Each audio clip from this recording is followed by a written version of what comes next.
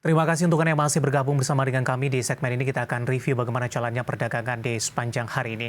Dan kami ingatkan kembali Anda masih bisa berpartisipasi di telepon interaktif di 021 391 di 5201 dan juga ada WhatsApp interaktif kami di 082 plus di 1398 di 3749 seperti yang tertera di layar televisi Anda.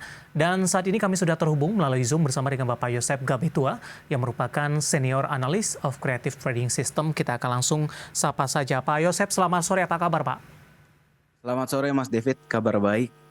Terima kasih Pak Yosep sudah meluangkan waktu di IDX Channel. Tidak terasa kita sudah sampai kembali di penutupan perdagangan jelang libur akhir pekan. Bagaimana Anda melihat performa indeks harga saham gabungan dalam sepekan terakhir? Tampaknya cukup sulit mempertahankan posisinya terutama di level penutupan di 7.100. Bahkan hari ini mengalami koreksi yang cukup dalam, hampir sedikit lagi tadi Pak Yosep indeks harga saham gabungan ada kekhawatiran tersendiri untuk kembali meninggalkan level 7 ribuan. Analisis Anda? Oke, kalau misalnya ngelihat dari beberapa hari terakhir, apalagi secara spesifik di minggu ini, memang salah satu yang memberatkan untuk IHSG bisa bergerak ke utara itu tekanan dari penjualan investor asing.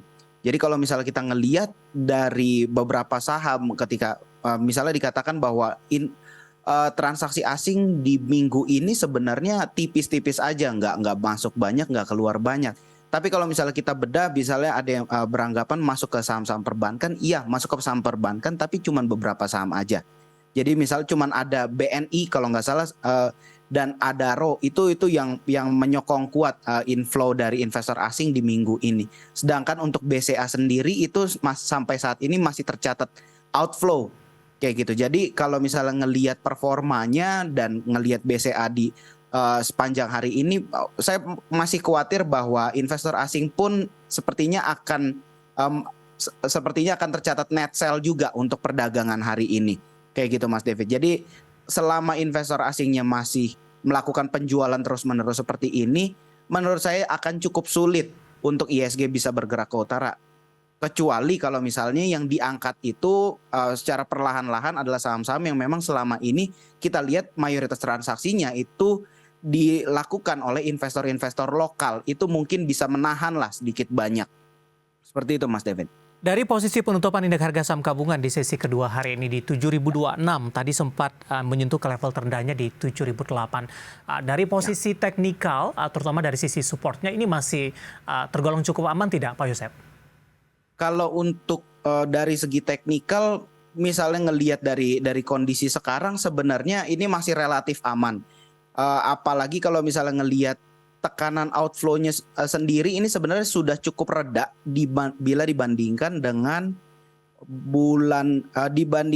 akhir bulan September lalu. Jadi kalau misalnya ini penurunannya hari ini kan cukup dalam. Tapi kalau misalnya kita ngelihat nanti di akhir hari di minggu ini ternyata inflow dari investor asing itu tercatat mulai membesar atau mungkin outflow-nya pun mengecil. Saya pikir itu kita masih ada di posisi yang relatif cukup aman. Sehingga kalau misalnya kita mau bet untuk minggu depan, untuk mulai investasi di minggu depan, mulai cari posisi di minggu depan, itu tentu akan lebih menarik. Seperti itu Mas David. Dari sisi sentimen Pak Yosep yang cukup menyita perhatian juga di sepanjang pekan ini, terutama dari sisi komoditas ini, OPEC Plus akhirnya menyepakati pemangkasan dari produksi mereka 2 juta barel per hari ini terbesar ini semenjak pandemi COVID-19. Beberapa pihak cukup mengkhawatirkan ketika posisi inflasi cukup tinggi dengan pembangkasan ini, harga minyak akan naik signifikan nantinya, bahkan diproyeksi ke atas 100-an kembali, dan membuat negara-negara yang saat ini tengah berjuang terhadap kondisi inflasi mereka akan semakin kesulitan. Dan ini juga akan menuntut nanti The Fed untuk lebih agresif terhadap kebijakan moneternya. Oke, jadi kalau misalnya untuk sentimen-sentimen sendiri, sebenarnya untuk sektor komoditas dengan pemangkasan dan segala macam itu tentu akan membuat kelangkaan dan akhirnya membuat inflasi semakin meningkat. Ini membuat harga semakin naik dan akhirnya ya kalau misalnya kita melihat dari satu sudut pandang aja, kita ngelihat dari sudut pandang perusahaan yang memproduksi dari komoditas-komoditas tersebut, itu tentu akan benefit. Tetapi kalau misalnya kita melihat secara keseluruhan, secara makro, mungkin untuk perekonomian ini kurang baik. Tetapi kalau misalnya kita melihat secara sektoral, kita mau lebih lebih oportunis untuk melihat sentimen-sentimen seperti ini, justru ini ada momentum karena harga jual dari komoditas tersebut itu mau nggak mau perlahan-lahan dinaikkan kayak gitu. Jadi kalau misalnya pandangan saya mungkin ini kita akan terlalu rumit kalau misalnya kita bahas ke arah sana. Sejauh ini kalau misalnya kita ngelihat untuk batu bara dan segala minyak mineral dan segala macam untuk komoditas itu masih banyak yang bergerak masih cukup positif lah untuk transaksinya. Jadi masih ada akumulasi sehingga kalau misal menurut saya untuk komoditas sendiri saya belum terlalu khawatir untuk beberapa minggu ke depan. Seperti itu Mas David. Baik, tapi dari sisi investor kekhawatirannya sudah terlihat tidak Pak Yosep? Investor global, investor domestik terhadap potensi inflasi tinggi tampaknya akan masih berlanjut ke depannya. Kalau misalnya kita kita kerucutkan untuk saham-saham perbankan itu mungkin nggak ada korelasinya pun cukup rendah lah untuk kita menghubungkan dengan sentimen global karena memang perbankan ini mayoritas bisnisnya itu ada di dalam negeri. Jadi ini nggak akan terlalu banyak terpengaruh lah dan sentimen-sentimen apapun kalau misalnya dilempar untuk sektor perbankan kayaknya nggak akan terlalu berpengaruh untuk investornya. Kepanikan itu mungkin akan lebih banyak ke saham-saham yang bukan kepanikan. Mungkin sentimen ini akan lebih panas kalau misalnya dilempar ke sektor-sektor yang memang berbau komoditas kayak gitu. Jadi mungkin kalau misalnya yang lebih mudah untuk dibakar pakai sentimen sektor komoditas. Perbankan nggak akan terlalu banyak pengaruh. Itu lebih banyak pengaruhnya dari transaksi investor-investor yang ada di belakangnya. Baik, dari sisi rotasi pergerakan sektoral energi lagi-lagi hari ini memimpin penguatan yang cukup menyita perhatian dan termasuk juga listrik kepada sampai kita hari ini ada Bumi, Pak Yosep. Hari ini mengalami penguatan yang cukup signifikan di tengah pelemahan indeks harga saham gabungan. Dari sisi sentimen fundamental tadi juga sudah kita sampaikan ada keterlibatan dari grup Salim. Bagaimana Anda melihat dari sisi fundamental terlebih dahulu, Pak Yosep, partisipasi grup Salim terhadap kegiatan private placement dari Bumi? Kalau kehadiran salah satu nama konglomerat, apalagi konglomerat tersebut punya nama baik di bursa saham kita, ini sedikit banyak membawa likuiditas yang cukup menjanjikan lah. Apalagi ini yang masuk adalah Salim Group.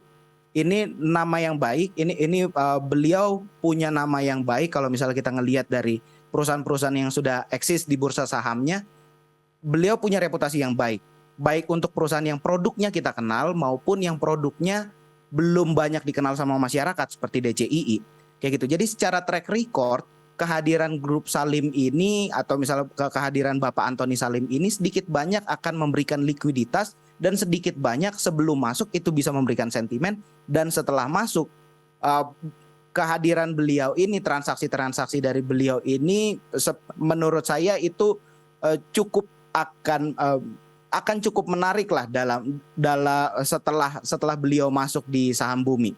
Seperti rekomendasinya itu, secara teknikal Pak Yosep hari ini Bumi ditutup di level 186 menguat di 14,11%. Kebetulan ada Bapak Siotang dari Medan yang sudah berpartisipasi di WhatsApp interaktif kami.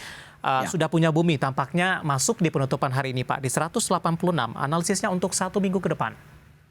Untuk 1 minggu ke depan kalau saham Bumi sendiri ini kalau misalnya kita mau mencoba masuk, menurut saya kita coba momentum buy on weakness lah. Kayak gitu, ini saham Bumi hari ini naik cukup besar. Dan kalau misalnya kita melihat seminggu terakhir ini juga naiknya udah lumayan banyak dari 130-an. Kalau misalnya ada dikasih koreksi, mungkin menurut saya di 160 itu level yang cukup perlu diperhatikan sebagai supportnya. Dan target price-nya mungkin ada di level 100 di 200 sangat mungkin tercapai lah untuk saham Bumi. Masih ada ruang penguatan dengan kenaikan signifikan hari ini 14,11%, target price di 200, sementara dari titik support yang bisa diperhatikan cukup jauh di level 160 Bapak Siotang yang ada di Medan. Dan lagi-lagi keputusan investasi tetap ada di tangan para investor dan trader pasar modal Indonesia. Pak Yosep, kita akan jeda terlebih dahulu, nanti kita akan lanjutkan kembali, nanti juga kita akan lihat saham-saham pilihan apa saja yang Anda rekomendasikan dan pemirsa kami akan segera kembali sesaat lagi.